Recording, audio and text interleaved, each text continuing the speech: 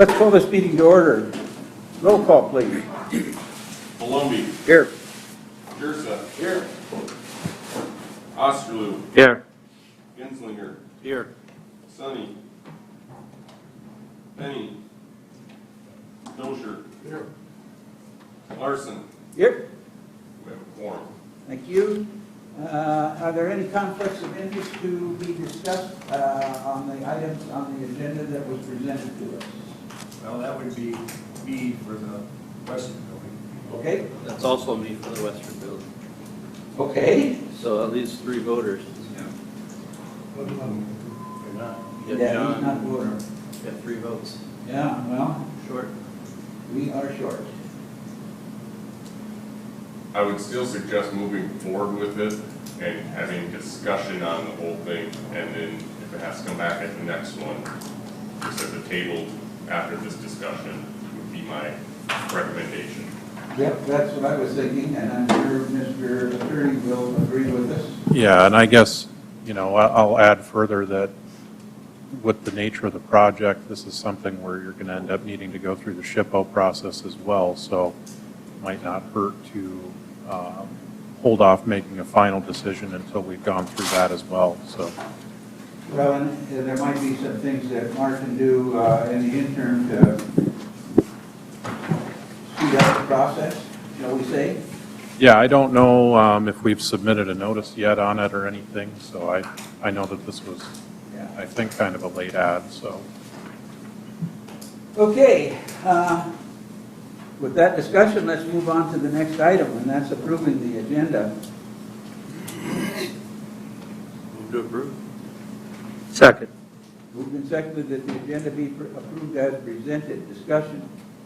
Hearing none, I assume you're ready to vote. All in favor say aye. Aye. Opposed, the same sign. Motion carries.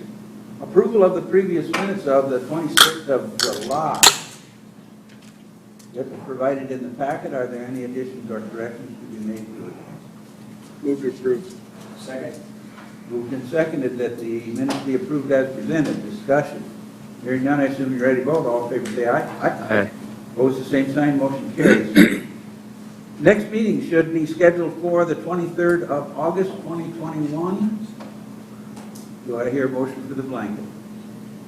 Move to approve. Second. Moved and seconded that the blanket be approved for the 23rd of August, 12 p.m.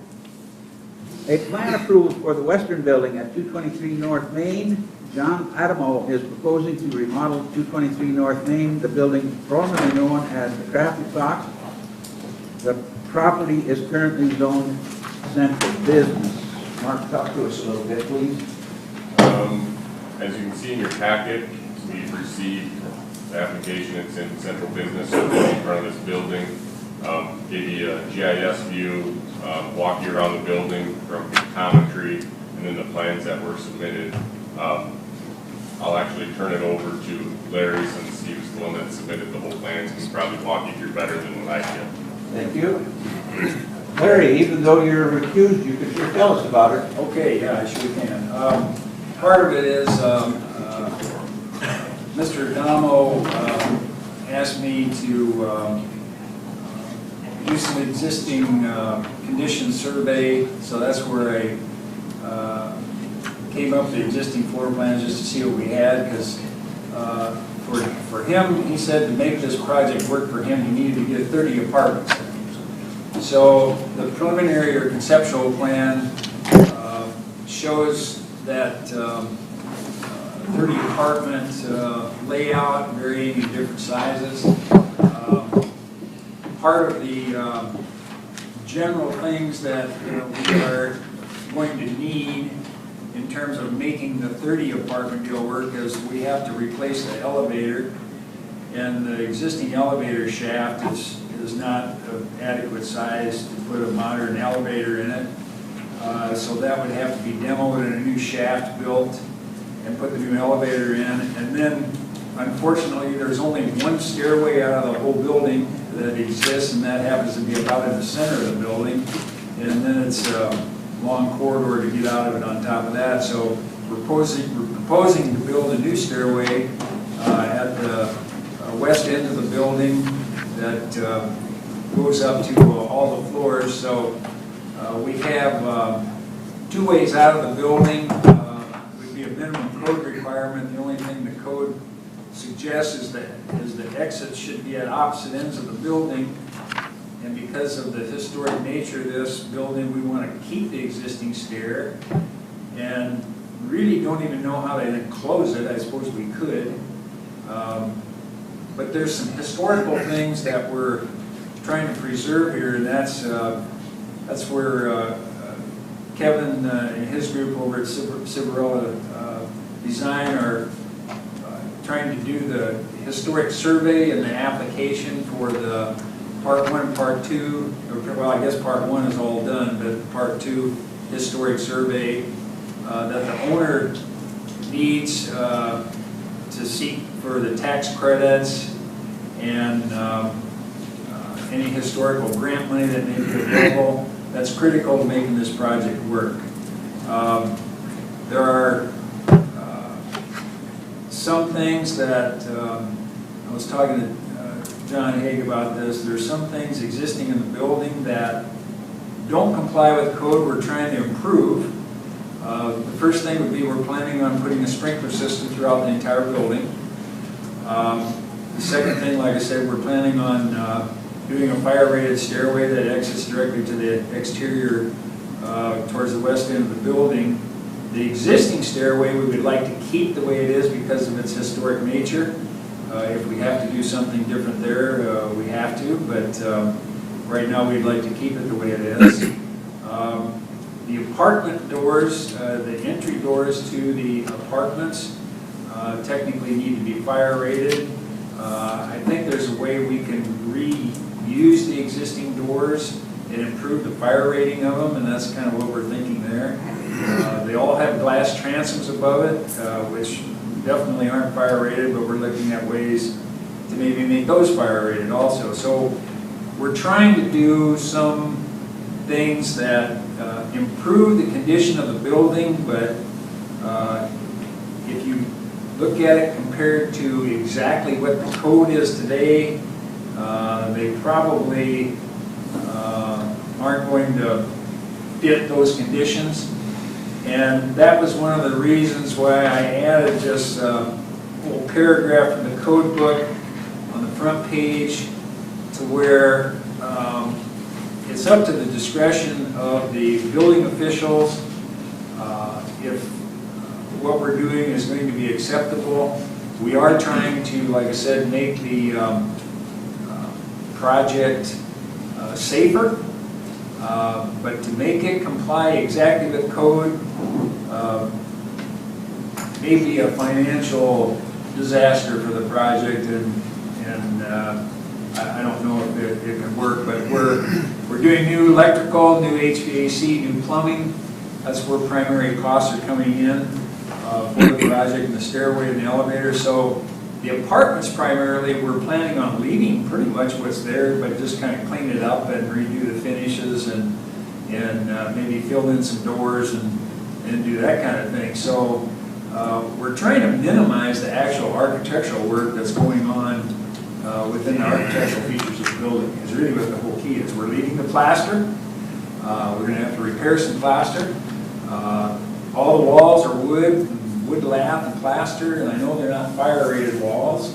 But I haven't done any research to see what the rating might be, but technically by code there has to be a fire-rated separation wall between sleeping units. That may be a little difficult to achieve. I don't know if there's a way we can improve it, but there's a lot of wood in the building. Anyway, those are the things that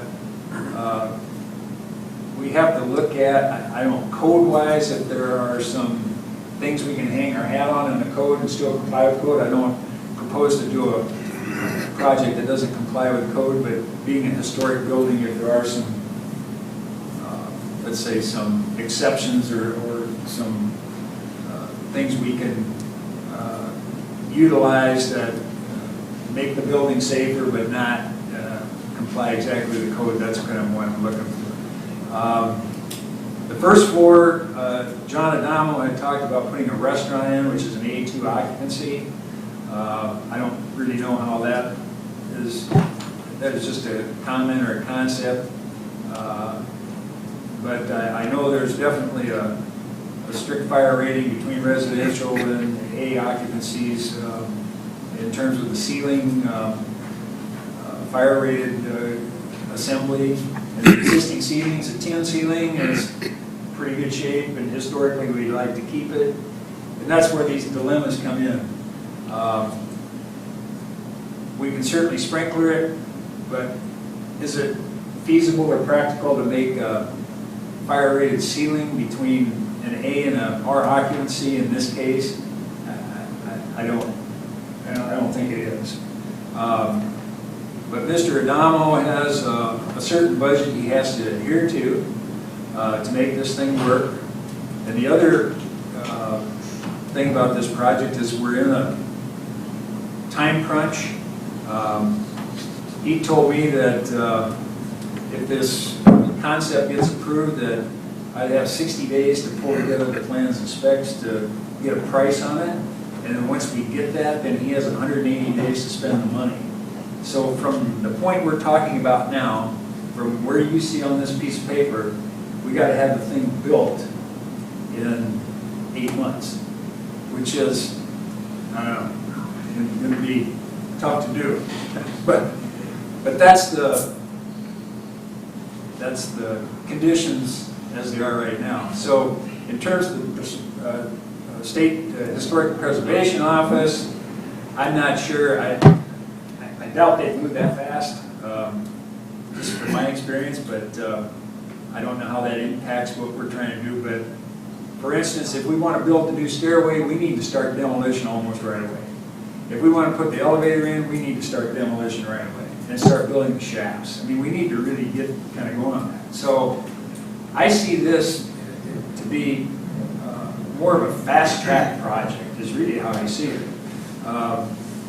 If the concept is approved and we have certain elements that we can start building prior to maybe working everything else out in terms of all the details, such as mechanical, electrical, plumbing, I'd like to get some of the structural stuff for the shafts at least started. And I don't know how the State Preservation Historic Office falls into that. If that throws a monkey wrench into everything, then I'm not real sure. And that's Kevin's end of it. He's dealing with that. I just can't answer that right now, but I know for this project to be successful, it has to move fast. One of the conditions is Mr. Adamo is selling a California property, and if it delays too long, he may not be able to sell it, and that's the financing for this project. That's why it's so critical. So that's just being open and upfront about everything. But in terms of once we get started, like I said, we're planning on keeping a lot of what's there. We're going to thread in new mechanical, electrical, plumbing, and I think that's possible to do. I'm looking at threading the risers and laterals in the main corridor and encase them in fire-rated chases so we can connect the floors and get things down to the basement. The first floor is a little bit clunky getting through the first floor, but I'm looking at ways of doing that. So there's some details that I have to figure out, but to me the project is fairly simple. I mean, just in terms of design. But like I said, it's one of those things or I have to look at some of the code issues and just identify all those issues that we may request an interpretation of the code on, so we can make this thing work. But anyway, that's kind of it in general. We don't plan on doing anything to the basement other than mechanical and whatever. There's a boiler there. That's the other thing. The boiler's in the way of the new stairway. We've got to get that out of there, and that's covered with asbestos. And I know the asbestos abatement has been arranged with the city, I think, as far as the cost goes. But that would be the first thing, is to get the asbestos out of the building so we can start doing some demos. But anyway, that's kind of it in a nutshell. think the existing windows, we plan on keeping those and repairing the others that are not repaired yet. At the new stairway, a few of them have to be bricked in on the west side. I think there's 6 or 7 windows. But the rest of the windows we plan on keeping the way they are. So trying to retain as much historical original character as we can. Okay. That's kind of it in a nutshell. Yeah, you got anything to add? You know, we are in the documentation phase. We're gathering the information, and so we're hoping to finish that up this week and send it up to SHPO. And obviously from there, you know, it's up to them and how many comments they might have, so. I we're getting see, close. I see one of our former planning commission members in the audience, Mr. Peterson. Are you involved in this thing too? I am to the extent that the Mitchell Area Development Corporation is a partner in this endeavor. Okay, have you got anything to add?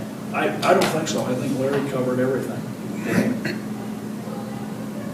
Mr. Building Inspector, what do we got? I'm pretty much in agreement with Larry. The white elephant in the corner is that floor ceiling assembly between the A2 if he decides to put it in the living quarters, which I think we'll find stuff in the existing building code that maybe facilitate this, and that's why it exists, because without it, these historical buildings downtown, these old buildings, nobody's going to use them. But when we talked to, this was a topic of discussion at the last South Dakota Building Association meeting just in July, middle of July in Pier, is that, you know, we don't do nothing. These buildings won't ever get used. Right. And one of the consensus was, yeah, there might be a few things we're not going to be able to meet 100%, but by sprinkling this building, which was never sprinkled before, and it'd be way considered one end of the spectrum to the other, the way it stands now, to put living quarters in there, which I believe if you left it alone, you probably could without sprinklers. That's the way it was built. But the A2 down below is what throws a monkey wrench in. The other thing is, if you, new wiring, new HVAC, anytime you improve an old building in any aspect, every building official in the state calls it a win. And they pretty much go with it. So that's where I'm sitting. And that floor ceiling assembly, hopefully we can find some of the building code that may facilitate it somewhat. If not, otherwise we're going to have to meet somewhere in the middle and get it done. Mr. Mayor or Mr. Attorney, have you got anything to add? Just a couple things. I know I spoke to it before, but obviously there's still the state historic process that needs to, I believe needs to be started. I don't think there's been any notification yet. I know sometimes we've done plan approvals contingent upon receiving a favorable outcome from that process.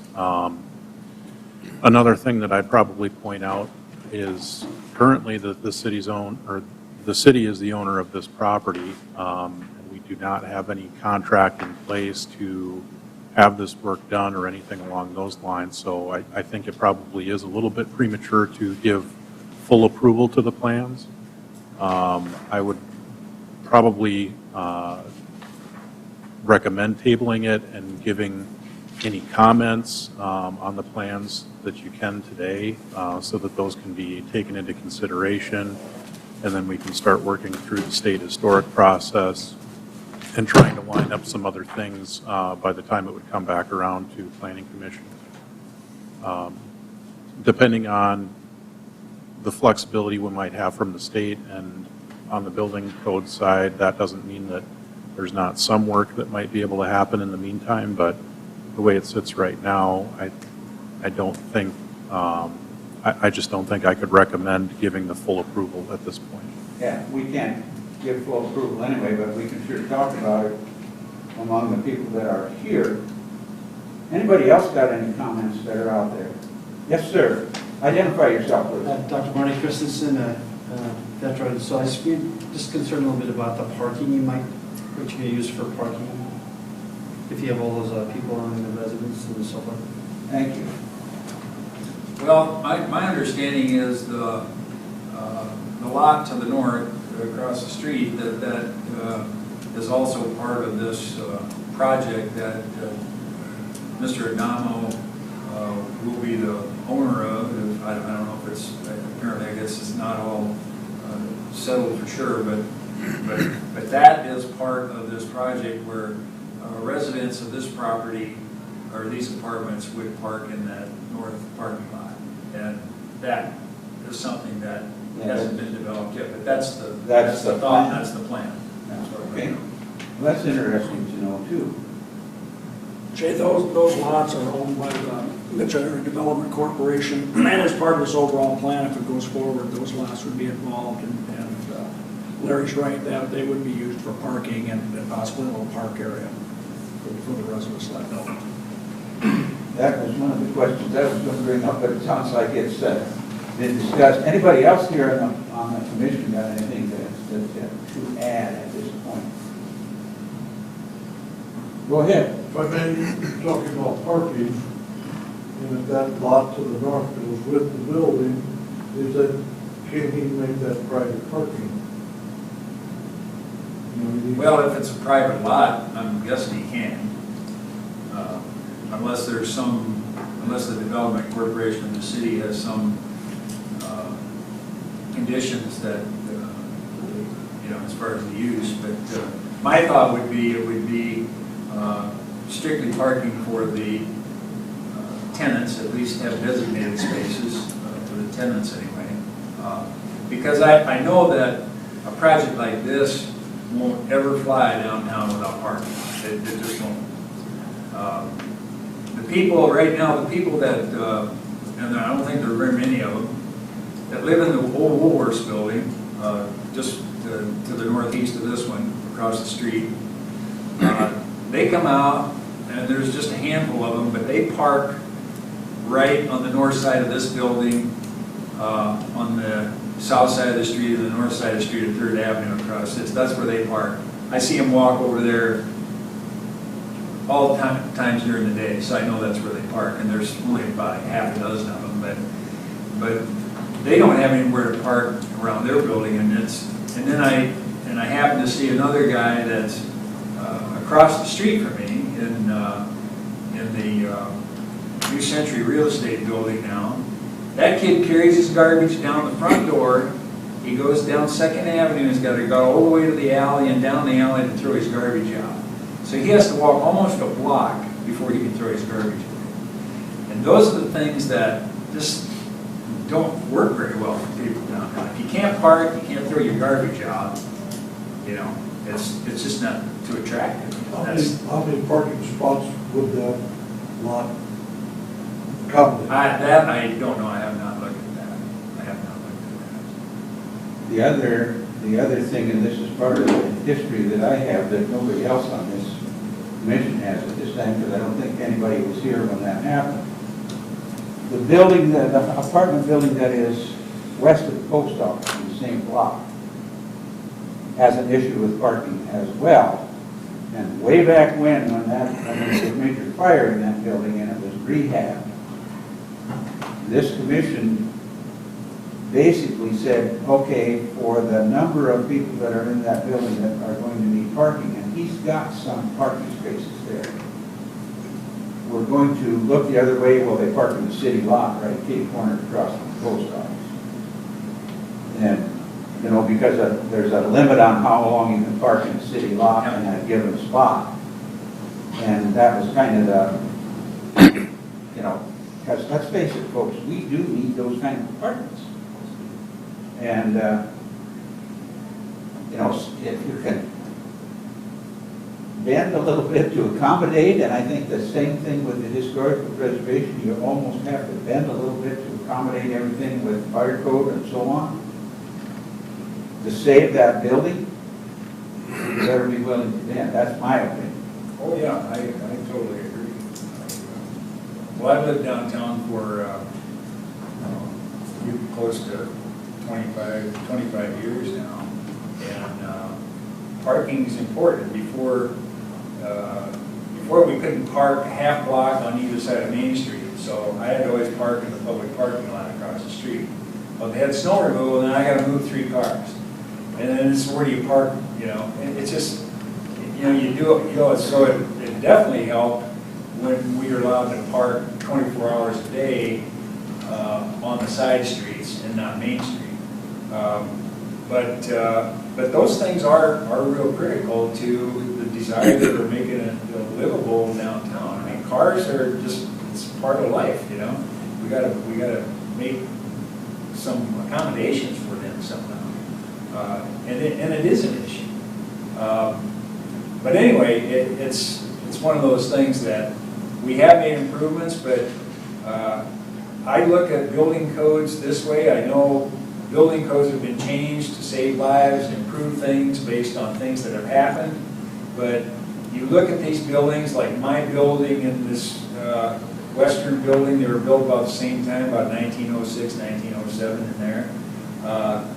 They've provided housing for a lot of people for a lot of years. I know my building, when Red Hicks was a volunteer fireman, he said about every weekend he was up in my building throwing a mattress out the window that was on fire, because everybody used to smoke in bed back then in the 50s and 60s. And but these buildings survived, and it's not like people haven't changed that much, just our attitudes about stuff. So they're fun to live in. They really are. And you're right, we have to make some concessions as to how to make these things work. We still want to make them safer, and this is a clear case. I think this building is, like John said, just sprinkling the building and adding another stairway makes it a whole lot safer. So, anyway. Skip, you got anything to add? Quick question, and Don or Larry can, I'm sure, answer it. When we're looking at the parking, would that be lots 301, 305, and 307? All those vacant lots right now Okay. that are Right behind the church there. yeah, behind the church and front Main Street. So Yeah. it would include all the way up to the Einstein building then? Yes. to 309. Yes. That's a lot of parking. Yep. And also, More than they've ever had, yeah. but what it also does is takes away the future development of that lot if there was a new business coming in there too. So you gotta, if you go with this apartments and you take away that future development from other sources that. If you don't go to apartments, it's going to look just like 301 and 305 and 307 in about 10 years. I'm just saying, once you change it into a parking lot too, Oh, sure. you take away the development That's of true. future. But it's for the lifetime of Businesses. this next project. Whether it goes or not, I don't care, but I'll guarantee it's going to look like the next lots in the next 10 years, because if that building don't get attention, get fixed up. And we been in this building 8, 10 months ago because the project started going, and then it kind of went on the back burner, and now the timing's right for John and Donald. That's why it's here. If it don't get done in the next 10 years, right off the bat. Yeah. There's going to be another vacant Absolutely. hole on Main Street, and I agree 100%. Yeah, this is a pretty rare opportunity that's happening to the whole deal right now. It really You got a gentleman like this coming in that's got the funds. Like I said, just the new wiring and HVAC alone is going to, the efficiency of the building is going to improve, and then the sprinkler system will. That's a win-win for us, I think. I mean, that, in my mind, and I could be totally wrong. Okay, anything else that we need to talk about? I think you can take the consensus to the council that we're probably encouraging of this to happen. I have one question. Okay. Larry, you mentioned that if it doesn't happen in 8 months, and he's got an 8-month time frame, what happens if it goes past 8? He says, I'm out, goodbye, you folks? No, I think technically he can probably fudge a little bit on that 8 months, but if it takes us 2 or 3 months to get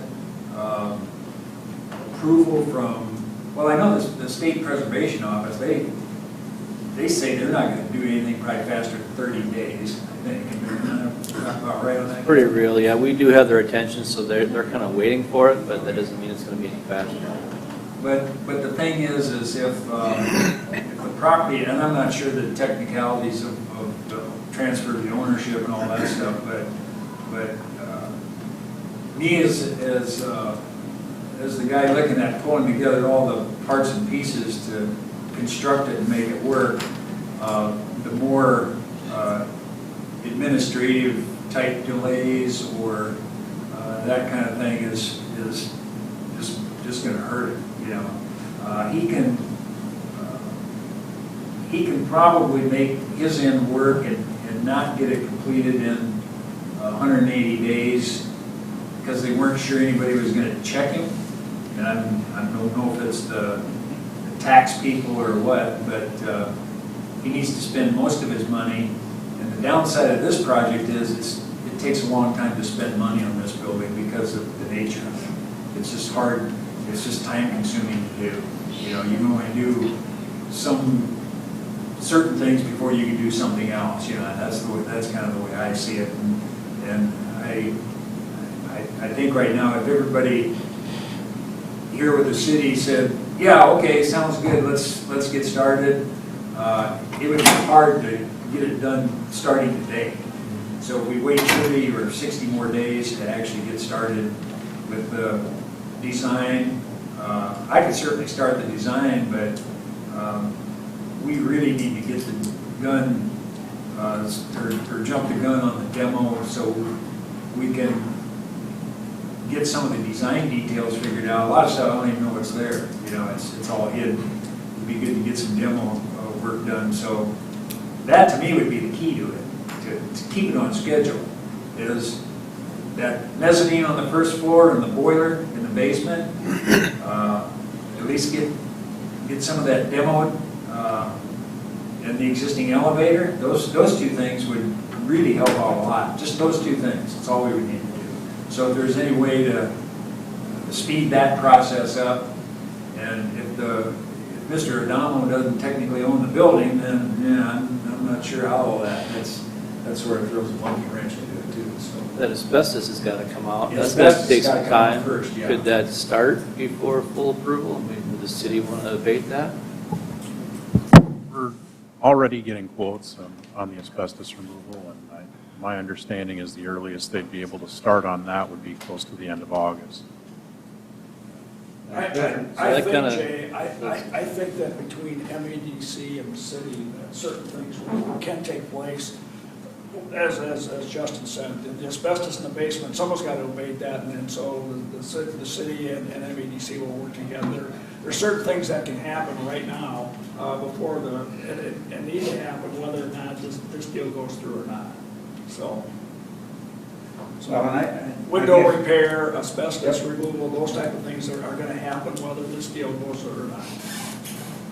Well, I guess I don't know if I can speak for the other guys that are sitting here that don't make a quorum up yet, but for me, if we can start this ball rolling, and get something happen by the end of August, especially on the asbestos abatement, that will really make this thing fly better. That's my opinion.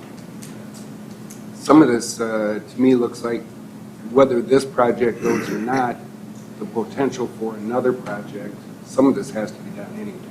So, I mean, it's probably a good thing to get going. And I don't think the holdup's going to be on the cities, and maybe the technicality of ownership and all that stuff, that's not our ballgame. And given my position here today, I probably said already more than I should say about my last comment on parking and stuff, but I get a little frustrated in all my dealings with SHPO. The only thing they've ever done for me is cost me time.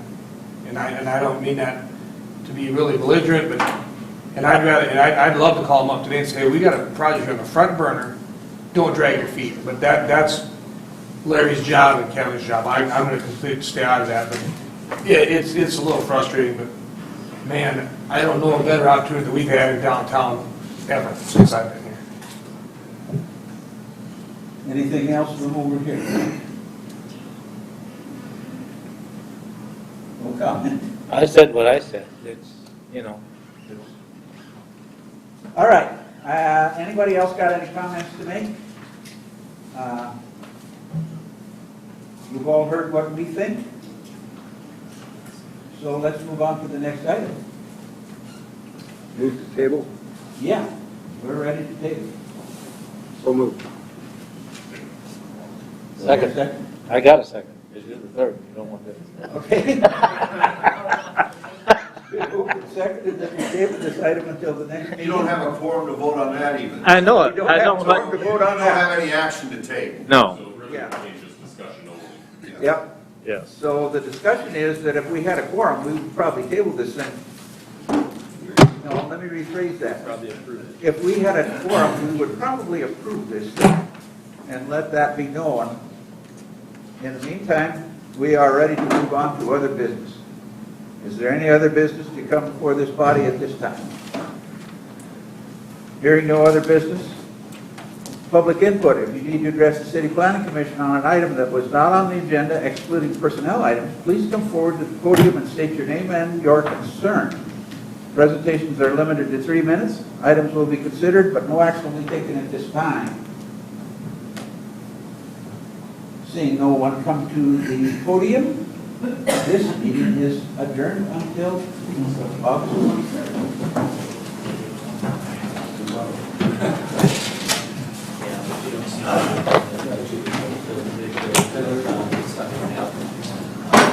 So you guys have this there now. We hope we've given them the right. You're right, you handcuffed that